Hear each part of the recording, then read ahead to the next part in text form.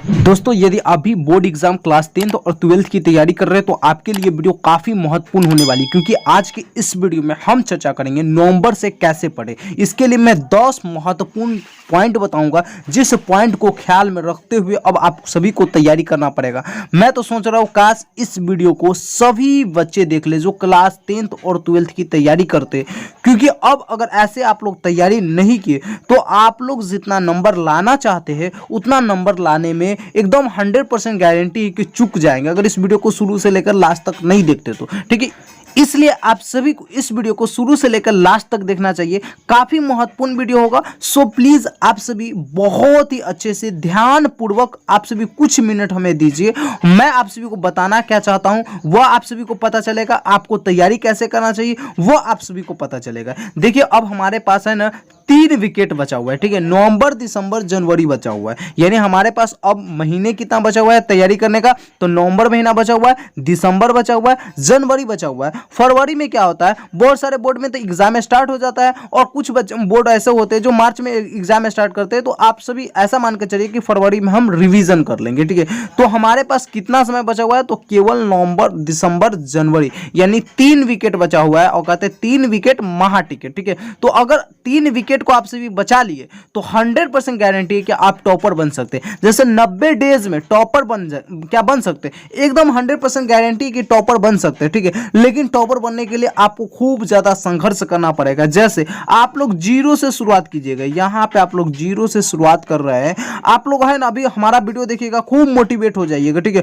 Motivate हो जाइएगा, आप कहिएगा नहीं सर ऐसे बोले तैयारी करने के लिए, तो तैयारी करेंगे तो 2 दिन पढ़िएगा, फिर यहां तक जाइएगा, फिर नीचे गिरिएगा, फिर यानी आप सभी को बहुत ज्यादा संघर्ष करना पड़ेगा। जब तक संघर्ष नहीं कीजिएगा तब तक आप लोग इस मंजिल पे यानी टॉपर वाले मंजिल पे नहीं पहुंच सकते। बार बार आप सभी को गिरना पड़ेगा, उठना पड़ेगा, गिरना पड़ेगा, उठना पड़ेगा, लेकिन रुकना नहीं पड़ेगा। जो रुक गए वो हार गए, जो गिर गिर कर चलते रहे, उठते रहे, वो बच्चे टॉपर बन जाएंगे, यानी वो जीत जाएंगे। तो गिरना है, उठना है, गिरना है, उठना है, लेकिन रुकना नहीं अगर टॉपर बनना है तो। ठीक है, काफी सारे बच्चों के मन में हमेशा एक प्रॉब्लम रहता है कि सर एग्जाम का काफी कम समय आ गया है, ऐसे में हमें कौन सा बुक पढ़ना चाहिए, क्या करना चाहिए। तो मैं आप सभी को बस एक ही सजेशन दूंगा, क्योंकि अब आपके पास एग्जाम की तैयारी करने के लिए मात्र 90 दिन बचा हुआ है। तो ऐसे में अगर आपको पढ़ना है, लिखना है, याद करना है, केवल और केवल एनसीईआरटी बुक है।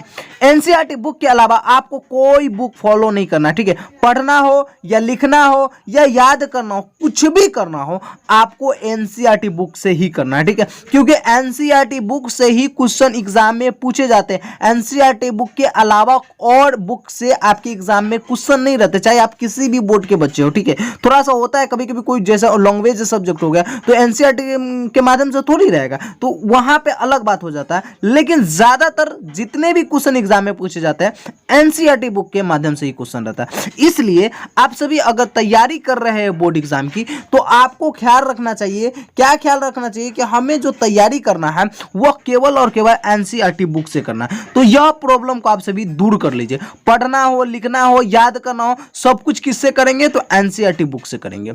अब एक और प्रॉब्लम काफी ज्यादा बच्चों के मन में हमेशा चलता रहता है कि सर हम सिलेबस को पूरा करें या क्वेश्चन बैंक पढ़े या मॉडल पेपर पढ़े या नोट्स पढ़े या क्रैश कोर्स कर ले। तो देखिए मैं आप सभी को सजेशन दूंगा, सिलेबस अगर आपका पूरा नहीं हुआ है तो इस 3 महीने में सिलेबस आप चाह कर भी नहीं पूरा कर सकते, इसलिए आप सभी को सिलेबस पे ध्यान नहीं देना चाहिए। जितना आप पढ़ लिए उतना ही बहुत है। अब आप सभी को क्या करना चाहिए, तो क्वेश्चन बैंक पढ़िए, यानी प्रीवियस ईयर क्वेश्चन, लास्ट 5 से 7 ईयर का क्वेश्चन पढ़ना है। कैसे पढ़ना है आप सभी को लास्ट में बताऊंगा। मॉडल पेपर को कैसे बनाना है यह भी बताऊंगा। नोट्स आपको पढ़ना है। ठीक है, यानी जो आप नोट्स बनाए उसी नोट्स को याद करना है। क्रैश कोर्स की बात करें तो क्रैश, मान लीजिए जो बच्चा अभी तक कुछ भी नहीं पढ़े और किसी कोचिंग संस्थान में क्रैश कोर्स होता है या किसी यूट्यूब चैनल पे क्रैश कोर्स होता है, तो वहां पे जाकर क्रैश कोर्स उस बच्चे को करना चाहिए। क्योंकि क्रैश कोर्स में क्या होता है कि सभी चीजों को शुरू से लेकर लास्ट तक पढ़ाया जाता है और काफी फास्ट में पढ़ाया जाता है, महत्वपूर्ण टॉपिकों को पढ़ाया जाता है। इसलिए क्रैश कोर्स एक फायदेमंद साबित हो सकता है आपके एग्जाम के लिए। अब देखिए मैं बताता हूं क्या क्या आप सभी को करना चाहिए, क्या नहीं करना चाहिए। इसलिए अब अब आप सभी को इस वीडियो को बहुत ही ध्यान से, एकदम ध्यान से देखिए। इस वीडियो को नहीं देखेंगे तो फिर बहुत सारे चीज चूक जाएंगे आप, ठीक है।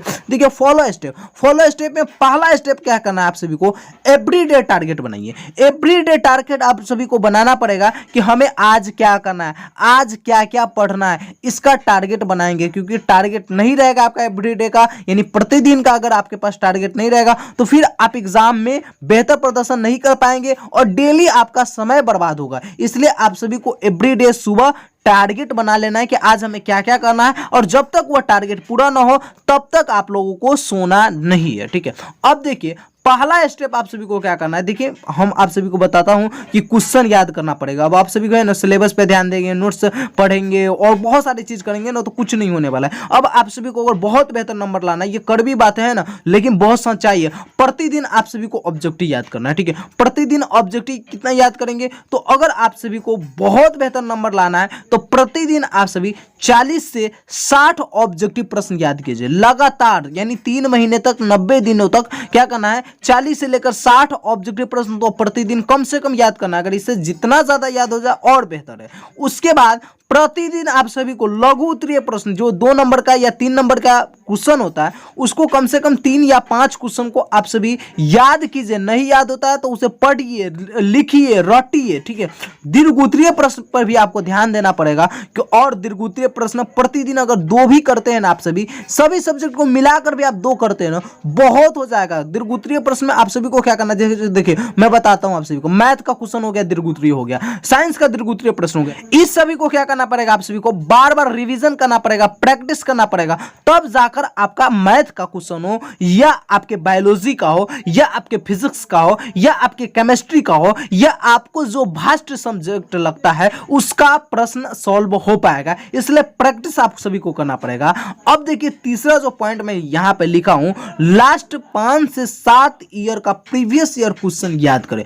हर हाल में आपको याद करना पड़ेगा। अगर बेहतर नंबर लाना है तो क्वेश्चन में लास्ट 5 ईयर का कम से कम आप सभी को याद रहना चाहिए, ठीक है। ये याद कैसे होगा, बार बार पढ़ने से याद होगा, बार बार किसी भी सवाल को लिखने से याद होगा, यानी लिख कर अगर याद करते हैं तो बहुत जल्दी में याद होगा। देखिए क्वेश्चन बैंक है ना, बहुत सारे बच्चे खरीदते हैं, ऐसा बात नहीं कि नहीं खरीदते, यानी प्रीवियस ईयर क्वेश्चन सभी बोर्ड एग्जाम में जितने भी बच्चे तैयारी करते हैं वो खरीद लेते हैं, लेकिन देखते हैं कि बहुत बड़ा पोथी है और पोथी देखने से ही क्या हो जाता है, उसका माइंड खराब हो जाता है और वो याद नहीं करते। तो ऐसा पोथी को नहीं दिखा। अगर लगता है आपको पोथी है तो 5 साल का पोथी को आप सभी साइड कर दीजिए, अलग अलग विषय का। देखिए इतना इतना पतला पतला बनेगा, कितना पतला बनेगा, तो मात्र इतना इतना पतला पतला बनेगा, ठीक है। तो आपको उतना पतले पतले के याद कर लेना है, यानी किसी भी तरीके से आपको लास्ट 5 से 7 ईयर का प्रीवियस ईयर के कम से कम तो ऑब्जेक्टिव हर हाल में याद रहना चाहिए। सब्जेक्टिव में लघु उत्तरीय प्रश्न याद रहना चाहिए, दीर्घ उत्तरीय प्रश्न का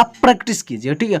उसके बाद देखिए चौथा है जो काफी, अब देखिए आपको जो करना है वही बता रहा हूं आप सभी को, यह नहीं कि वो ऐसे चीज बता दिया, ऐसे करो, पढ़ो, ये तरीका अपनाओ, ये फॉलो टिप्स करो तो अब आप जाकर यानी टॉपर बन सकते हो, ऐसा नहीं है। अब जो करना है वही मैं बता रहा हूं, ठीक है। यही सारे चीज कीजिएगा तो आपका बेड़ा पार लगेगा या आप टॉपर बनेंगे, लेकिन इसके अलावा कुछ और करते हैं तो फिर आप लोग का बेड़ा पार लगना भी मुश्किल हो जाएगा, ठीक है। तो मॉडल पेपर को खुद से सॉल्व करें, मॉडल पेपर को खुद से सॉल्व करना है। चौथा मेरा पॉइंट है क्या, मॉडल पेपर को खुद से सॉल्व करें। किस मॉडल पेपर को, तो देखिए प्रत्येक आप वो है ना, प्रत्येक सब्जेक्ट के 10 मॉडल पेपर को एग्जाम से पहले कम से कम सॉल्व कर लेना। ज्यादा जितना कर लीजिए, लेकिन एग्जाम से पहले प्रत्येक सब्जेक्ट का, जैसे सोशल साइंस का होगा तो 10 को मॉडल सेट आपको खुद से सॉल्व कर लेना चाहिए, ठीक है।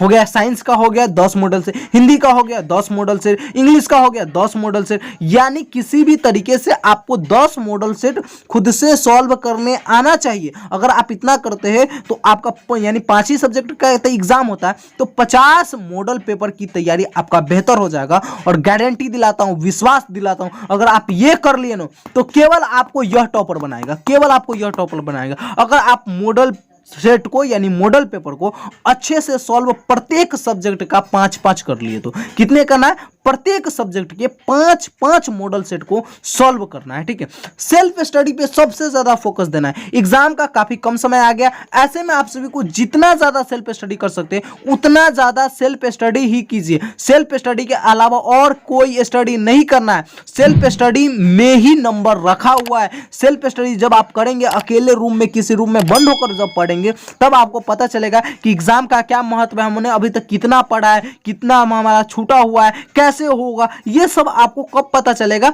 सेल्फ स्टडी से पता चलेगा। बहुत सारे बच्चे एग्जाम का जब 2 से 3 महीना बचा रहता है ना, तो कोई कोचिंग पकड़ लेता है। अरे कोचिंग मत पकड़ो, अगर कुछ भी नहीं पढ़े हो ना तुम, फिर भी कोचिंग को मत पकड़ो और तुम लोग सेल्फ स्टडी करो। सेल्फ स्टडी जब करोगे ना, तो बहुत सारा चीज तुम्हारा क्लियर होता चला जाएगा और आप बेहतर नंबर ला सकते हैं एग्जाम में। इसलिए आप सभी को अगर बेहतर नंबर लाना है तो सेल्फ स्टडी पे सबसे ज्यादा फोकस करना पड़ेगा। हम तो ऐसा भी कहता हूं बहुत सारे बच्चों को कि आप इस 3 महीने नवंबर, दिसंबर, जनवरी किसी भी कोचिंग संस्थान में पढ़ने जाते हैं तो उसको छोड़ दीजिए, मत जाइए पढ़ने, सेल्फ स्टडी कीजिए, क्योंकि सेल्फ स्टडी में काफी ज्यादा पावर है। उसके बाद देखिए 10 पॉइंट बता रहा हूं, काफी महत्वपूर्ण पॉइंट है। ठीक है, छठा देखिए, रिवीजन ज्यादा करो। जितना ज्यादा रिवीजन कीजिएगा डिवीजन उतना बेहतर आएगा, क्योंकि कहा जाता है रिवीजन बराबर डिवीजन। जितना ज्यादा रिवीजन करेंगे उतना बेहतर आपका डिवीजन आएगा। ठीक है, तो रिवीजन हमें सबसे ज्यादा करना चाहिए। जो बच्चे होते हैं ना, देखिए जो शुरू से पढ़ते आ रहे हैं, वो बच्चे क्या बहुत अच्छा से शुरू से पढ़ते आ रहे हैं, अभी भी वो बहुत अच्छे से पढ़ रहे हैं, लेकिन वो एक ही गलती केवल करते कि वो रिवीजन नहीं करते। रिवीजन नहीं कीजिएगा आपको डिवीजन नहीं मिलने वाला। इसलिए जितना पीछे का पढ़ चुके उन सब को आपको क्या करना पड़ेगा? रिवीजन करना पड़ेगा। यानी जितने भी चीजों को आप पीछे पढ़ चुके उसको क्या करना है? तो रिवीजन करना है। जब तक रिवीजन नहीं करेंगे डिवीजन मिलने वाला नहीं है। इसलिए जितना पढ़े उसको बार बार रिवीजन कीजिए, बार बार रिवीजन करना है, बार बार रिवीजन करना है। हफ्ते में एक बार रिवीजन कर लीजिए या महीने में तो आपको रिवीजन आप करने का समय नहीं रह गया, हफ्ते में रिवीजन कीजिए, प्रतिदिन रिवीजन कीजिए। अगर रिवीजन करना है तो रिवीजन करना पड़ेगा, क्योंकि अगर बेहतर नंबर लाना है तो रिवीजन करना पड़ेगा, क्योंकि रिवीजन में ही डिवीजन रखा हुआ है। उसके बाद देखिए हेल्थ पे ज्यादा ख्याल रखें। हमारा 7वां टॉपिक है हेल्थ पे ज्यादा ख्याल रखें। एग्जाम का बहुत ही 3 महीना बचा हुआ है, ऐसे में बच्चे क्या करते हैं? हेल्थ को यानी शरीर को भूल जाते हैं, अपने शरीर पे ख्याल नहीं रखते, खूब पढ़ाई करते रहते, 10 से 12 घंटा, कोई बच्चे होंगे तो 16-17 घंटा पढ़ते होंगे। तो ऐसा नहीं करना चाहिए। आप सभी को, आप सभी पढ़िए। मैं ऐसा माना नहीं कर रहा हूं कि आप सभी को 8 से 9 घंटा नहीं पढ़ना चाहिए या 10 घंटा 12 घंटा नहीं पढ़ना चाहिए, पढ़िए, लेकिन हेल्थ पे ख्याल रखिए। अगर आपके हेल्थ में कोई प्रॉब्लम है, 2 दिन आराम करने की जरूरत है, तो 2 दिन अभी आराम कर लो। ये ना हो कि बाद में एग्जाम के समय में आपका तबीयत खराब हो जाए, आप एग्जाम देने जाए तो बेहतर प्रदर्शन नहीं कर सके। इसलिए अगर आराम करना भी पड़े तो 2 दिन आराम कीजिए, दवा लीजिए फौरन। यानी आपको सेहत को सबसे ज्यादा ख्याल रखना पड़ेगा, क्योंकि अब ठंडी भी आ गई। आप सभी को मालूम है कि नवंबर, दिसंबर, जनवरी में ठंडी ही रहता है, तो ठंडी के साथ आपको सेहत पे ख्याल रखना है और अपनी तैयारी को बहुत बेहतर करना है। सोशल मीडिया से दूर रहिए। ऐसा भी कहा जाता है, यानी रिपोर्टर के अनुसार से निकला है, काफी साइंटिस्ट लोग बोलते हैं कि जो टॉपर बनते हैं ना, यानी किसी भी स्टेट का टॉपर बनते हैं या कंट्री का टॉपर बनते हैं, उसके पास स्मार्टफोन नहीं होता है, उसके पास स्मार्टफोन नहीं होता है। लेकिन आप तो स्मार्टफोन रखे हुए, तो आप फिर किस उम्मीद में हैं कि हम बिहार टॉपर बन सकते हैं, हम यूपी टॉपर बन सकते हैं, हम दिल्ली टॉपर बन सकते हैं या हम झारखंड टॉपर बन सकते हैं? किस उम्मीद में बैठे हुए? किसी भी बोर्ड के बच्चे किस उम्मीद में बैठे हुए कि हम टॉपर बनेंगे? देखिए ऐसा मैं आप सभी को डिमोटिवेट नहीं कर रहा हूं कि मोबाइल आज से ही फेंक दो, फेंको मत। ठीक है, मोबाइल का कम यूज करो, सोशल मीडिया पे बहुत कम रहो। ठीक है, काम की चीज जो है आपके मोबाइल में उसी को रखो और उसी से अपना काम चलाओ। मोबाइल से एकदम दूर रहो। पढ़ने बैठो, मोबाइल को दूसरे रूम में रख के आओ और तब जिस रूम में पढ़ते हो उस रूम में पढ़ो। नहीं तो पता क्या चलेगा, एक मैसेज आया दोस्त का कि चलो ना दोस्त घूम कर आते हैं, शाम हो गया, तो फौरन पढ़ लेंगे, बाद में चले गए घूमने। ठीक है, एक मैसेज आया कि दोस्त कॉल करो ना, कॉल कर लिया, उससे बात करने लगे, पता चला 2 घंटा बर्बाद हो गया, पता भी नहीं चला। इसलिए आप सभी को सोशल मीडिया से दूर रहना है, यानी आप लोग फोन का यूज बहुत ही कम करें। ठीक है, जो आपके काम का चीज है उसी का प्रयोग करें। ज्यादातर मैं यह भी कहूंगा कि आप सभी यूट्यूब पे क्लास न देखें।